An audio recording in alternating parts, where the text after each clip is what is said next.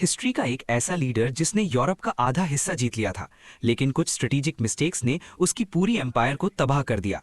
ये कहानी है अडोल्फ हिटलर की और उसकी सबसे बड़ी मिलिट्री गलतियों की।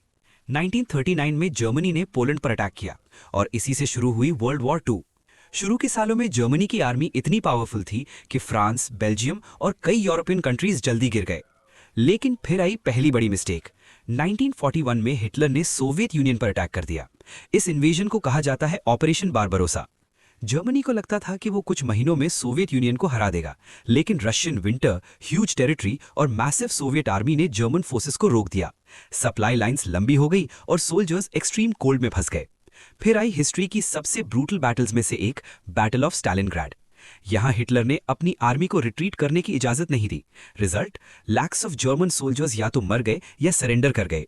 ये बैटल वर्ल्ड वॉर 2 का मेजर टर्निंग पॉइंट बन गई। लेकिन हिटलर की सबसे रिस्की डिसीजन अभी बाकी थी। 1941 में जर्मनी ने यूनाइटेड स्टेट्स के खिलाफ भी वॉर डिक्लेयर कर दिया।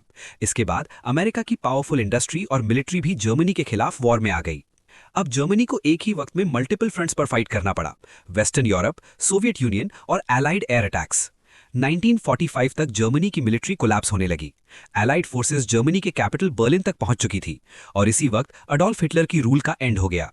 हिस्ट्री एक्सपर्ट्स कहते हैं हिटलर की डिफीट सिर्फ एनिमीज की स्ट्रेंथ की वजह से नहीं हुई, बल्कि उसकी खुद की स्ट्रेटेजिक मिस्टेक्स ने भी नाजी जर्मनी को डिस्ट्रॉय कर दिया।